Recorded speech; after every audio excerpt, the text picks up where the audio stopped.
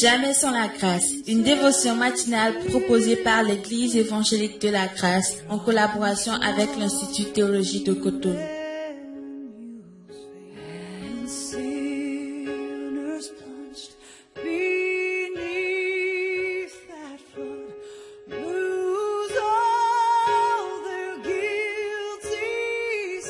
Bonjour chers amis, chers internautes, nouvelle journée, nouvelle provision, bienvenue dans cette dévotion du jour, que le Seigneur vous bénisse, merci pour le retour que vous nous faites aussi au quotidien de ce que la parole de Dieu produit dans vos vies, parce que hier, dans notre dévotion, nous avions partagé avec vous nos actions, ce que nous faisons en tant qu'émission Jamais sans la grâce, et aujourd'hui, nous partageons avec vous les résultats. Vous savez, comment connaissons-nous ces résultats? C'est justement parce que vous nous le faites parvenir. Vous nous écrivez des témoignages, vous nous envoyez vos petites vidéos pour dire ce que la parole de Dieu produit dans votre vie, pour nous montrer la nécessité de cette dévotion et combien c'est une nourriture pour vous, combien c'est un pain de vie, combien ça peut étanche vos soifs et c'est vraiment merveilleux. Alors, chers amis, chers internautes, n'hésitez pas. Peut-être aujourd'hui, peut-être dans les jours à venir, on va devoir publier toutes ces choses pour servir de témoignage pour que notre Seigneur soit glorifié. Alors, n'hésitez pas à prendre votre téléphone et du coup, vous demandez à quelqu'un de vous filmer ou vous-même, vous pouvez vous filmer et juste 1 minute, 2 minutes maximum de ce que ces dévotions produisent dans vos vies pour que nous puissions être aussi émerveillés par les résultats de ce que le Seigneur fait au travers de nos vies et c'est vraiment encourageant. Alors ce matin, bienvenue dans la pensée du jour et nous lisons encore une fois Jean chapitre 14, le verset 2. Il y a plusieurs demeures dans la maison de mon Père. Si cela n'était pas, je vous l'aurais dit, je vais vous préparer une place. Amen. Hier, on en parlait un peu et on disait quoi? Que dans un monde égoïste, un monde qui cherche tout pour lui-même, un monde qui ne veut rien partager, un monde où chacun est éduqué à s'accaparer de tout, un monde où on pense que si nous, on doit gagner, il faut que quelqu'un perde. On n'a pas l'habitude de faire participer les gens à notre victoire pour que les gens aussi aient la sensation d'avoir réussi. Qu'est-ce qui se passe? Dans ce monde-là, Jésus-Christ vient avec une autre mentalité. Et il dit, je vous prépare une place. Je suis venu pour vous servir. Je vous prépare une place. On a vu comment il a préparé cette place pour nous, n'est-ce pas? En acceptant le rejet, il nous donne la provision de traverser le rejet. En acceptant la mort, il nous donne la provision de dominer sur la mort, que la mort n'a plus de pouvoir sur nous. En acceptant la résurrection, il a accepté de nous communiquer sa vie de résurrection. Et en acceptant de monter au ciel, il a accepté de partager sa place qu'il a à la droite du Père avec nous. Chers amis, chers internautes, oh quel Dieu nous avons, un Dieu hors pair, oh personne n'est comme lui, personne n'est son semblable. Essayez de faire une représentation de ce Dieu, c'est rabaisser vraiment ce Dieu. Parce que, comme il a dit, à qui me comparerez-vous pour que je le ressemble? La manière dont la question a été posée, c'est à personne.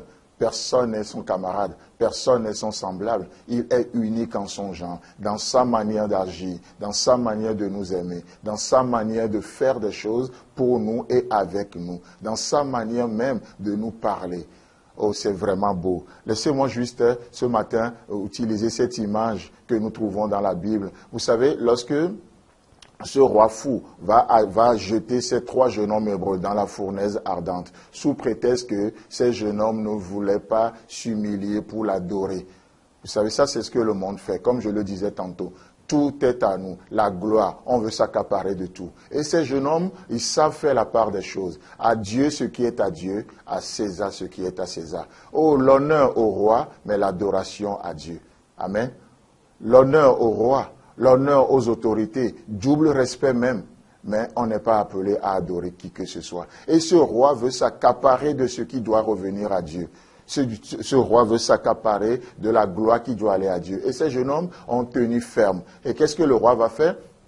Dans sa colère, il va les prendre, il va ordonner qu'on les jette dans la fournaise ardente. Et ils seront jetés dans le feu, ces 3 jeunes hommes-là. Et à un moment donné, le roi commença par voir 4 personnes dans le feu. 4 personnes. Et il s'est renseigné, n'avons-nous pas jeté 3 personnes? D'où vient la 4e? D'où vient la 4e? Et du coup, on éteint le feu et on veut faire sortir les 4. Combien sont sortis?